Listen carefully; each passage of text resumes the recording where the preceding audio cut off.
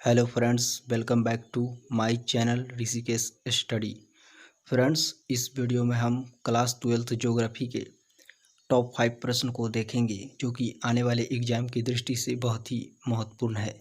Friends, हम इस video में प्रश्न को अच्छे से समझने का प्रयास करेंगे और याद करने का प्रयास करेंगे। तो फ्रेंड्स, हमारा पहला प्रश्न है, प्रशासनिक नगर क्या है? फ्रेंड्स, इसका आंसर देखिए, कार्यों के आधार पर कुछ नगर प्रशासन के केंद्र होते हैं। यहाँ प्रदेश का मुख्य प्रशासनिक कार्यालय होता है। विश्व के प्रायः सभी देशों एवं प्रांतों की राजधानियाँ प्रशासनिक नगर के रूप में कार्य करते हैं।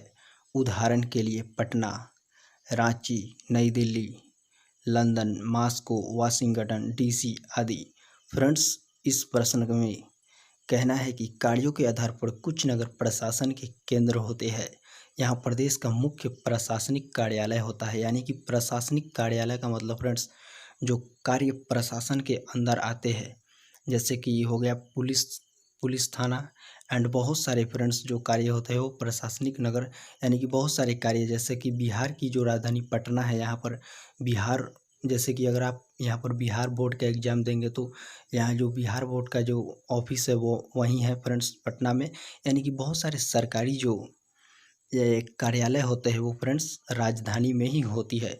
तो इसी को प्रशासनिक नगर कहते हैं, यानी कि बहुत सारे कार्य जो होते हैं वो राज्य की राजधानी में होती है।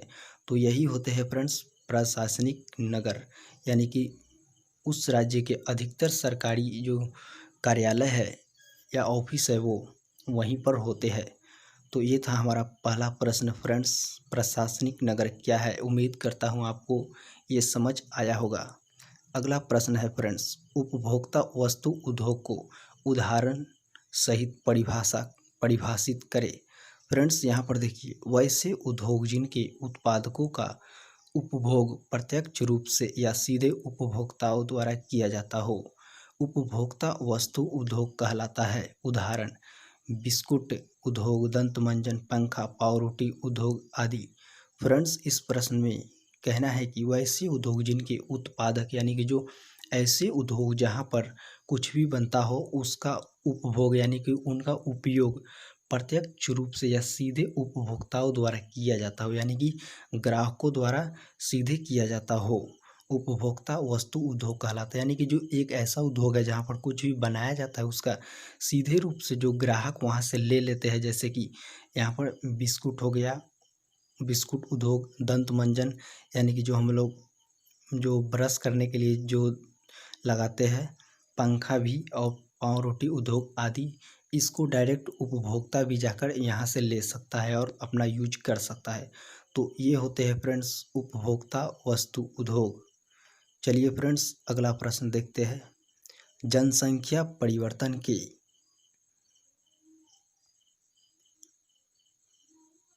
जनसंख्या परिवर्तन के जनसंख्या परिवर्तन होने के किन्हीं 3 कारणों का उल्लेख करें। फ्रेंड्स, यहाँ पर इस प्रश्न में कहा जा रहा है, आखिर किसी भी राज्य की जनसंख्या में परिवर्तन क्यों होता है? किसी भी राज्य, देश या किसी भी गांव, आप समझ सकते हैं। फ्रेंड्स, यहाँ पर है, जनसंख्या परिवर्तन होने के किन्हीं 3 कारणों का उल्लेख करें। तो आखिर जनसंख्या में परिवर्तन क्यों होता है? फ्रेंड्स, परिवर्तन का मतलब होता है बदलाव, यानी कि आखिर जनसंख्या में बदलाव क्यों हुआ? तो चलिए फ्रेंड्स, यानी कि फ्रेंड्स इस प्रश्न में पूछा जा रहा है कि किसी भी, यानी कि जनसंख्या में परिवर्तन क्यों होता है, क्यों कम हो जाता है, क्यों कहीं ज़्यादा हो जाता है, यही है फ्रेंड्स। तो देखिए, जनसंख्या में परिवर्तन के 3 कारण हैं, जन्म, मृत्यु, प्रवास। यहाँ पर हम इसका आंसर पढ़ लेते हैं, उसके बाद आपको मैं समझाऊंगा।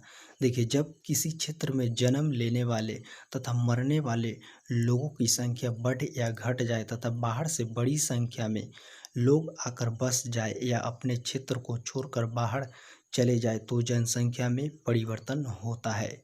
फ्रेंड्स, यहाँ पर इसका जो आंसर होगा फ्रेंड्स, देखिए, जन्म होने पर जनसंख्या में परिवर्तन कैसे होगा?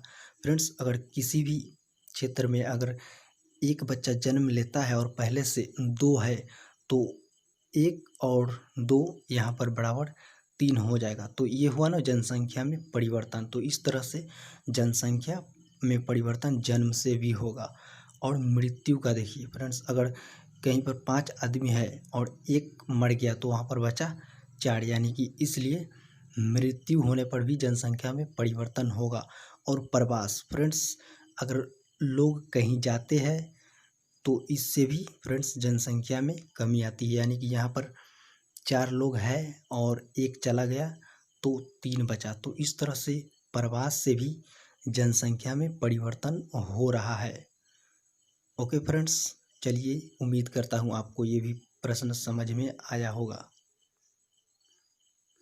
अगला प्रश्न है फ्रेंड्स, उपग्रह संचार क्या है? फ्रेंड्स, उपग्रह का मतलब क्या होता है? चलिए इस प्रश्न में, इस आंसर में हम लोग देखते हैं। फ्रेंड्स, उपग्रह के माध्यम से होने वाले संचार को उपग्रह संचार कहा जाता है। जैसे कि पृथ्वी के जो उपग्रह चंद्रमा है फ्रेंड्स, तो इसी को उपग्रह कहते हैं। तो चलिए इस आंसर को पढ़ने के बाद मैं आपको इसको भी अच्छे से समझाता हूँ। उपग्रह के माध्यम से होने वाले संचार को उपग्रह संचार कहा जाता है। इसके द्वारा तकनीक के क्षेत्र में, तकनीक यानी टेक्नोलॉजी, मशीनी कार्य के क्षेत्र में एक नवीन युग का आरंभ हुआ है, यानी कि नए युग का आरंभ हुआ है। पृथ्वी की कक्ष में कृत्रिम उपग्रहों के सफलतापूर्वक परीक्षण के कारण ग्लोबल उन दूर स्थित भागों को जोड़ा गया जिनका यथास्थान सत्यापन सीमित था। फ्रेंड्स, उपग्रह का यानी कि जो फ्रेंड्स, आप समझ सकते हैं कि आपने सुना ही होगा कि उपग्रह यानी कि जो आसमान में जो भेजे जाते हैं कृत्रिम उपग्रह, यानी कि कुछ भी मशीन बनाकर चंद्रमा या कहीं भी आपने सुना ही होगा कि वहाँ पर ये उपग्रह भेजा गया और वहाँ से ये जानकारी मिली है। तो यही है उपग्रह संचार, यानी कि उपग्रह के माध्यम से अगर हमको कोई सूचना मिलता है कि अंतरिक्ष में क्या हो रहा है, आखिर आसमान में क्या है, क्या उल्का पिंड कहाँ है, कैसा है, इसी बात अगर ऐसे ही जानकारी हमको उपग्रह से मिलती है तो इसी को उपग्रह संचार कहते हैं। यानी कि वैज्ञानिक लोग कुछ भी, कृत्रिम उपग्रह का मतलब होता है वैज्ञानिकों द्वारा बनाया गया, अपना से खुद इंसान बनाता है कोई भी उपकरण और उसे चंद्रमा या अंतरिक्ष में भेजता है तो उसे कोई जानकारी मिलती है। तो यही है उपग्रह संचार। चलिए फ्रेंड्स, उम्मीद करता हूँ आपको समझ आ गया। चलिए अगला प्रश्न देखते हैं। कुटीर उद्योग एवं लघु उद्योग में अंतर स्पष्ट करें। फ्रेंड्स, यहाँ पर देखिए, कुटीर उद्योगों और लघु उद्योगों में अंतर का आधार है तकनीक और कार्यस्थल, यानी कि टेक्नोलॉजी और कार्य का जो जगह है, स्थल है, वही। लघु उद्योग में ऊर्जा चलित आधुनिक मशीनों का उपयोग होता है, यानी कि जो लघु उद्योग है, लघु का मतलब होता है बड़ा, तो बड़े उद्योग में जो ऊर्जा चलित यानी कि नए नए मशीन, आधुनिक मशीनों का उपयोग होता है। ऊर्जा चलित का मतलब होगा कि ऊर्जा से चलने वाली, यानी कि बिजली, जनरेटर इत्यादि की मदद से चलने वाली मशीन को ऊर्जा चलित मशीन कहते हैं। आधुनिक मशीनों का उपयोग होता है, यानी कि नए जो मशीन बन रहे हैं लघु उद्योग में उसका उपयोग होता है। जबकि कुटीर का मतलब होता है छोटा उद्योग। जबकि कुटीर उद्योग में साधारण उपकरणों से छोटे छोटे सामान बनाए जाते हैं। जैसे कि कुटीर उद्योग के उदाहरण है अचार, चटनी, पेय, नमकीन, पाव रोटी, चटाइयाँ, बर्तन इत्यादि। फ्रेंड्स, अचार भी हाथ से बनाया जाता है, चटनी, पेय, नमकीन, ये सब हाथ की मदद से, पाव रोटी भी थोड़े बहुत इसमें लगते हैं मशीनी कार्य। चटाइयाँ फ्रेंड्स, पाव रोटी में भी कोई मशीन नहीं लगता है। चटाइयाँ, बर्तन बनाने में थोड़ा सा जो लगता होगा मशीन, जबकि इत्यादि है। यही सब फ्रेंड्स, अगर आप कुटीर उद्योग में लिख देंगे कि पाव रोटी बनाना, अचार, चटनी, इतना, नमकीन, ये सब लिख देंगे तो आपका चलेगा, इत्यादि। और लघु उद्योगों के उदाहरण देखिए फ्रेंड्स, रेडीमेड कपड़े, यानी कि जो रेडीमेड कपड़े होते हैं, शर्ट पैंट इत्यादि बहुत सारे, वो सब में उसको हम लघु उद्योग में रखते हैं। खिलौने, कढ़ाई का कार्य, मतलब कि फ्रेंड्स कपड़े पर कुछ भी कढ़ाई किया गया है, जैसे कि फूल बनाया गया हो, वो आजकल मशीन से बनाए जाते हैं, तो ये था फ्रेंड्स लघु उद्योग और कुटीर उद्योग में अंतर। उम्मीद करता हूँ वीडियो आपको पसंद आया होगा तो चैनल को सब्सक्राइब कीजिए, वीडियो को लाइक कीजिए और कमेंट करना नहीं भूलिएगा। Okay friends.